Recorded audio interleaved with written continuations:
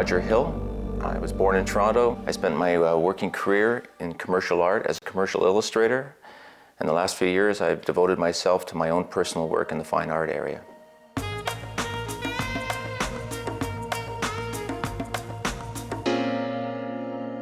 My idea of perfect happiness is probably very selfish, and that is simply being left alone to paint away from morning till night and just ad infinitum to go on and on and on, and probably once in a while take a vacation.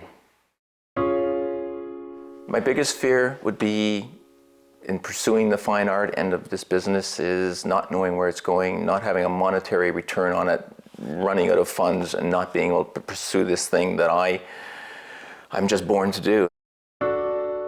I could name 3 painters from probably the 60s period, which probably influenced my life the most. Well, I could probably name 10, but they'd all be in the same era, so maybe it's an era that influenced me. And that would be Andy Warhol, Robert Rauschenberg, Jasper Johns, Keith Haring. Contemporary sort of art that influenced me, and I'm hoping to branch off from that. My work, period. The time I demand for it. I just need all sorts of private time. I need quiet time. I need morning till night, day after day, month after month, which leaves little time for my personal companions in my life. Dishonesty, especially being dishonest and a barefaced lie, but dishonest in how they deal with people, dishonest to themselves. What I really like the most is when I go to a fast food restaurant, and it actually is a fast food restaurant, not just an oxymoron, and you will get your coffee within 33.3 seconds and leave a happy camper. If I could have another career, it would be easy to choose in the arts. It would be writing or a musician. Tried being a musician, not very good at it, loved the death out of writing, and definitely that would be the one. My most obvious characteristic is, what can I say? My obvious charm, bon vivant, good looks. I think neatness might be well overrated. I personally work in absolute chaos. My studio is a disaster. Well, both my studios are a disaster. There's works piled on top of each other. I work in collage. Everything has to be laid flat. There is just piece after piece. People come in and they walk across collages and they have no idea what's happening. But personally, I focus right in on the objects I'm interested in, and I see none of that around me. And as I leave the studio at the end of the day and shut the door, all I've seen is one perfect piece. I'd like to live any place warm. I believe our forefathers, when they founded this country, came over in the summer. They came to fall and they said, how beautiful this country is. It came to winter and they forgot to move to Florida. Robert Rauschenberg has an amazing studio on Captiva, warm weather, palm trees, Arizona, New Mexico, an ocean, any place warm. And I would be a very happy person. I think I've got it, hopefully, and that's not bragging. I was blessed with whatever little talent I have and a lot of hard work.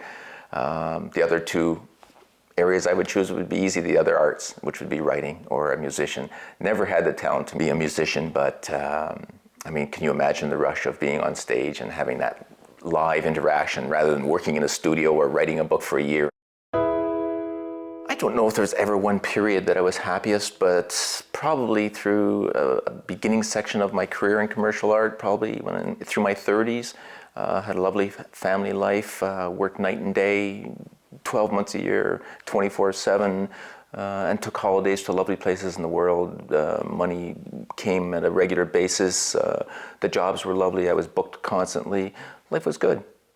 My greatest achievement was a collaboration. It wasn't by myself. It was my wife and myself having our daughter. Sorry, I don't believe in it, so probably it doesn't really matter if I come back as a pussycat or anything else, because I don't get a choice in it, and it matters not to me. I try not to lie. I think the biggest lie is to yourself, not to other people. Big bad lies of cheating on people or things like that, or business lies. I think being honest to yourself is probably the harder life to live, and I've tried to live the existentialist life that way, that I'm responsible for what I do. The thing that makes me safe and secure, it's easy. Money in the bank. I have no one treasured possession. I pick things up off the street that are worth nothing, and when I take them home and I place them in my studio, they become mine. And if I lose them, I sort of get a little upset that they're missing, same as having a $12,000 painting on the wall. However, if they all burned down and went away, I'd miss none of them. I think any North American would probably be pretty glib in responding to that, and then I think if you took Uganda and Rwanda and Yugoslavia, places like that, and the genocide and just the torture, rape, everything else going on in those countries these days, maybe despair would be what the other countries are not doing about it. There isn't a top of my list. My list just continues on and on and on, and it's to keep doing what I'm doing, taking it step by step, growing, moving out into this art industry, and constantly letting it improve.